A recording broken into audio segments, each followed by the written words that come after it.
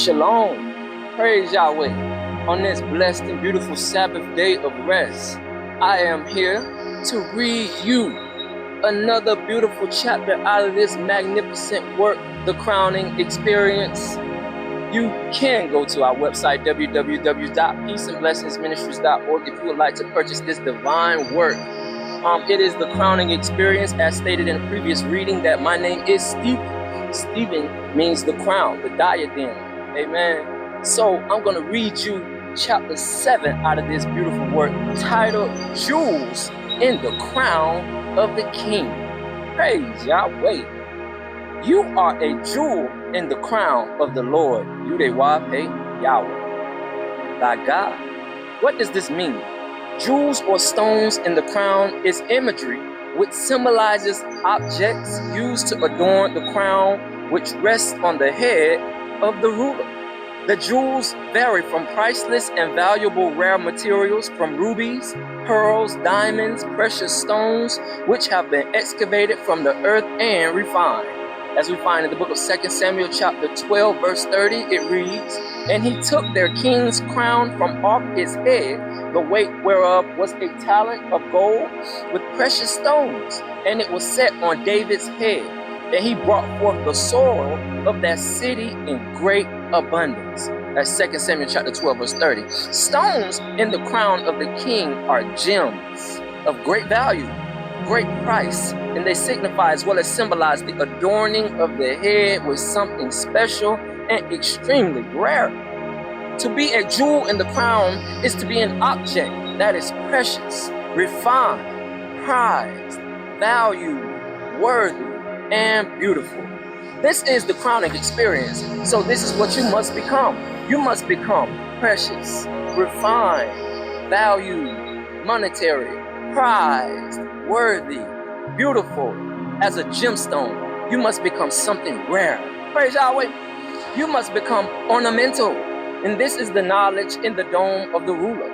The knowledge is priceless, of high value, can become monetary, precious, and able to refine others. This is what I am here giving you, the opportunity to become a son of Yahweh. And Yahweh is a God of knowledge. If you are his son or his daughter, you too must become a son or God of knowledge. As recorded in 1 Samuel chapter 2, verse 3, which states, "Talk no more so exceedingly proudly. Let not arrogancy come out of your mouth, for the Lord Yahweh is a God of knowledge, and by him actions are weighed." That which is outside of the king's crown is not as important as that which is inside the king's dome. Having knowledge of the jewels is more significant than just bearing the jewels. For instance, every stone and gem is a reflection and representation of the bearer of the crown. Being a jewel in the crown is to be inclined to reside or rest in the king or queen who wears the crown. To be in this position is to be delighted and satisfied, to rest in a significant place in and around the mind of the sovereign ruler. Being a jewel in the crown of the monarch is to be set in place, to have a place to rest, a place of rest. As it states in the book of Ruth, chapter 1, verse 9, which states, "The Lord Yahweh grant you that you may find rest, each of you in the house of her husband." Then she kissed them, and they lifted up their voices and wept. That's Ruth chapter 1, verse 9.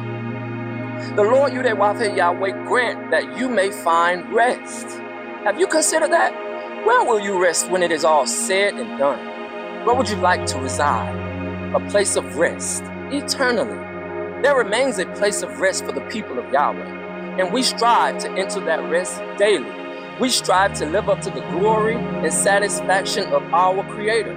His will, his purpose is our mission to overcome the world and offer our bodies as a living sacrifice, acceptable and pleasing to our Father and Creator, the author of our salvation. As it states in the book of Romans chapter 12, verse 1, "I beseech you therefore, brethren, by the mercies of God, Yahweh, that you present your bodies a living sacrifice, holy, acceptable unto God, Yahweh, which is your reasonable service."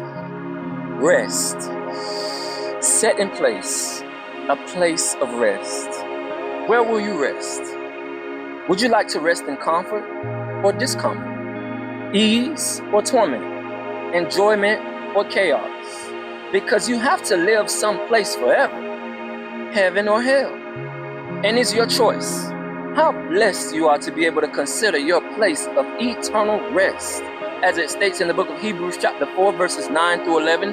Verse 9, there remaineth therefore a rest to the people of God Yahweh. Verse 10, for he that is entered into his rest, he also has ceased from his own works, as God Yahweh did from his. Verse 11, let us labor therefore to enter into that rest, lest any man fall after the same example of unbelief. Praise Yahweh. There remaineth therefore a rest to the people of God Yahweh. Let us labor therefore to enter into that rest. Can you imagine what that rest will be like? Where it will be?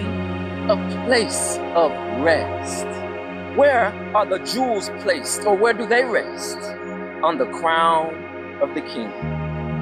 The crown is an embellishment for the mind of the ruler. So the place of rest for the jewels is in the mind of Yahweh Yahweh. To reside in the mind of Yahweh Yahweh is to be a jewel in the crown of the king. For 6 days Yahweh worked, and on the seventh day he rested from his work, as stated in the book of Genesis, chapter 2, verses 1 through 3. So all who desire to do the will of the Father are at work today, working and laboring for your future. The labor of the jewels is performing the action that was performed on them and to them simultaneously. It is the system of Yahweh that is at work in us. The process that has been set in motion that is coming to pass. This action is working.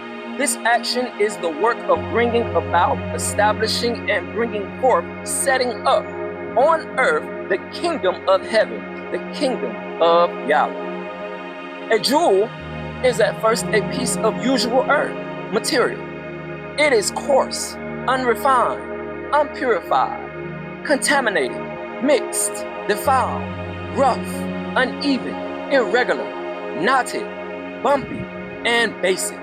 And this is how you come to me, in a very rough, disordered, violent, riotous, fierce, and ferocious, agitated, and unpredictable manner. You at first come and appear to Yahweh as how this world has shaped and formed and molded you to be.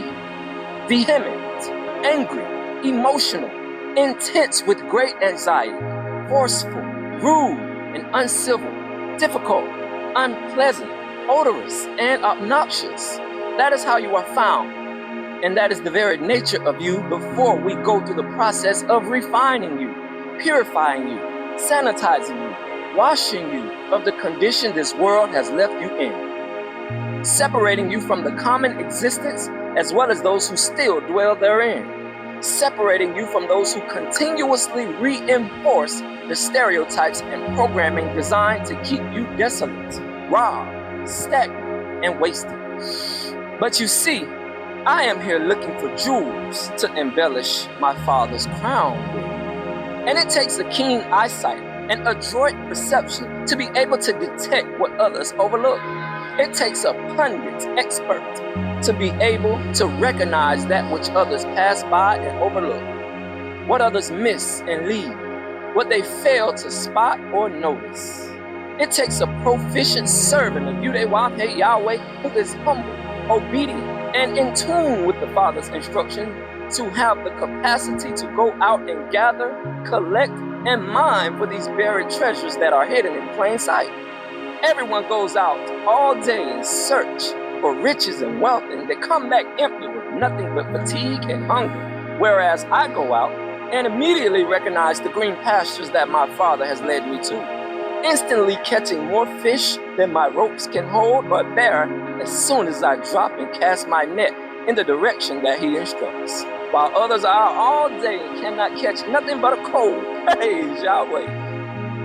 As we find in the book of Matthew chapter 4, verses 18 through 22, it states, and Yahshua walked by the Sea of Galilee, saw two brethren, Simon called Peter, and Andrew his brother, casting a net into the sea, for they were fishers. Verse 19, and he said unto them, follow me, and I will make you fishers of men.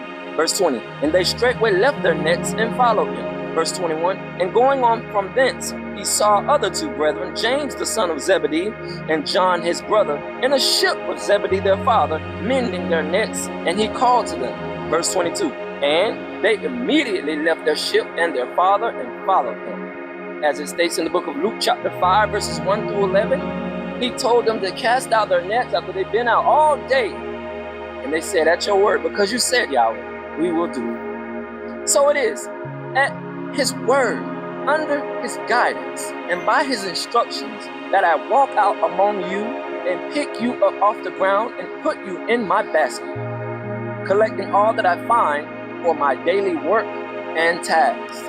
I bring you into the knowledge of Yahweh Yahweh by the mighty teachings of Yahweh Beth Unsofi Yahweh Yahweh Ben Yahweh. By initiating the process of refining you with my tools, with my hammer and chisel, I begin to chip away all of your rough edges. I take my trowel and smooth your mind on out. I take my level to ensure integrity and stability is sound, perfect, and square. Next, I polish you up and bring about a certain luster, removing scratches, oxidation, and dirt, restoring a brilliant mirror-like shine, so that you can mirror me, reflect me, and represent me wherever you go, and cast back the correct image of the one who prepared you properly. Praise Yahweh Ben Yahweh. Finally, if you can withstand this process, I present you to my Father as a gift, a prize, as an embellishment, as an ornament brought forth to adorn his crown and symbolize his royal majesty. An ornament crafted and created by his own hands that has returned back to him, perfect, without defect, without blemish, and without corruption. Oh, hallelujah, Yahweh. A precious jewel in the majestic crown of Yahweh, having a place to be set and rest forever. Almighty Yahweh takes extreme pleasure in his treasure, just as all rulers and kings find great joy and satisfaction in their treasure, what they cherish and hold near and dear, and those things they value and separate from everything else. They protect their treasure. Your treasure brings you pleasure. Your treasure provides you with a certain experience and sensation and satisfaction that others cannot. A few synonyms for pleasure we find are gem, jewel, and treasure. We also see that a true pleasure is something that you delight in greatly, a treat or prize or thing of beauty. A treasure is a pleasure that you are to be pleased with and in. You rejoice in your treasure, don't you? It's your Father's good pleasure to give you the kingdom. And we are also instructed where and where not to store up our treasure, as it states in the book of Matthew chapter 6, verse 19 through 21, which reads, lay not up for yourselves treasure upon earth, where moth and rust doth corrupt, where thieves break through and steal. Verse 20, but lay up for yourselves treasure in heaven, where neither moth nor rust doth corrupt, where thieves do not break through and steal. Verse 20, for where your treasure is, there will be your heart also. Luke chapter 12, verse 31 and 32 responds, but rather seek ye the kingdom of Yahweh, and all these things shall be added unto you. Verse 32, fear not, little flock, for it is your Father's good pleasure to give you the kingdom. You are the treasure, my brothers and sisters, that your Father, Yahweh, derives all of his pleasure and sense of satisfaction. You are who he delights in and rejoices over. You are the thing of beauty created for his good pleasure. He delights in you to make you high above all nations of people of earth. You are the jewels in his crown, to be showcased to all who gaze upon his magnificent and majestic crown, prepped and ready to be set in place, having a place to rest eternally. Jewels in the crown of the King. Shabbat Shalom, and you enjoy your blessed Sabbath day My brothers and my sisters, as stated, if you would love to purchase your copy of the Crowning Experience, you can go over to our website at www.peaceandblessingsministries.org and purchase your copy today. Shabbat Shalom. Praise Yahweh.